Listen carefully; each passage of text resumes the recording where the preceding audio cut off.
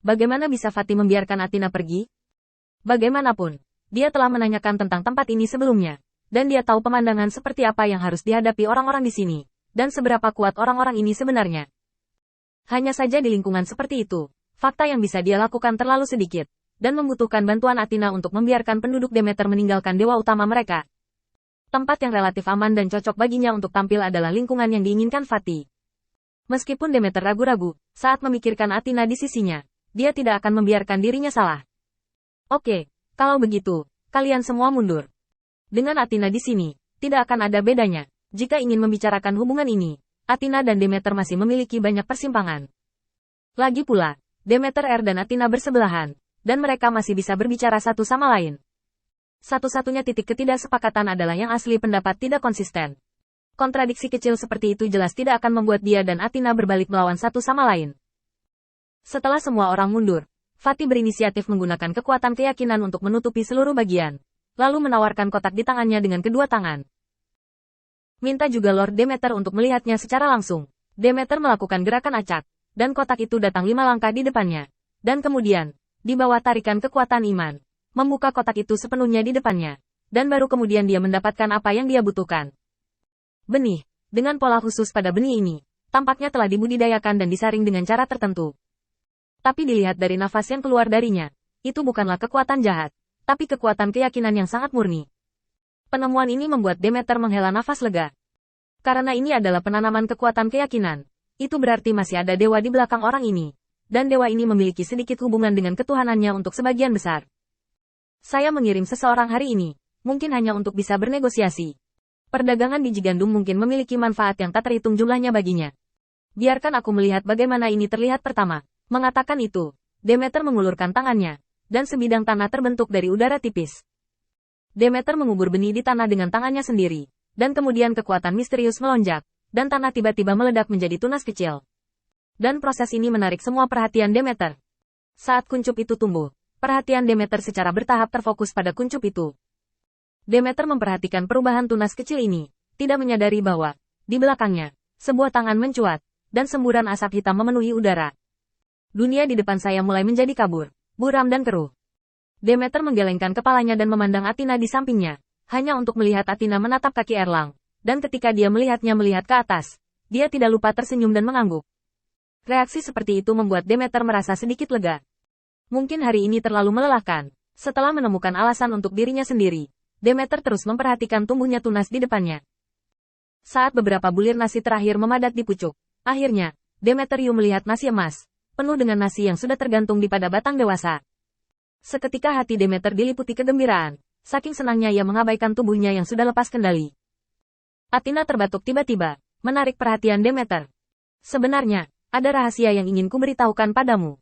Hubunganku dengan Lord of Light lebih dari apa yang kau pikirkan. Aku sudah mengenalnya sejak lama, jadi, terakhir kali kamu mengatakan bahwa penguasa cahaya itu sia-sia, aku sebenarnya sangat marah. Tetapi aku masih berpikir bahwa belum terlambat bagi seorang pria untuk membalas dendam selama 10 tahun. Jadi aku memutuskan untuk menunggu beberapa saat. Sedikit lebih lama, Demeter tiba-tiba terbangun, tubuhnya tidak terkendali, dan bahkan kesadarannya dengan cepat menghilang. Pada saat ini, hanya matanya yang penuh dengan keputusasaan, seolah-olah dia mempertanyakan mengapa Athena melakukan ini padanya. Sayang sekali Athena tidak bermaksud menjelaskan. Dia meletakkan gelas anggur di tangannya, memandang Demeter dengan ringan, dan mengagumi keputusasaan di wajahnya. Aku orang yang pelit, sangat pelit sehingga aku tidak tahan jika ada yang mengatakan dia salah. Omong-omong, aku ingat Zeus juga mengatakan ini, mungkin, dulu sekali. Kesadaran Demeter benar-benar jatuh ke dalam keheningan, penuh keputusasaan. Dan pada saat ini, kuil Dewa Kelimpahan menjadi sunyi. Kekuatan keyakinan pada Dewa Kelimpahan yang awalnya menyelimuti seluruh dunia juga langsung dimusnahkan.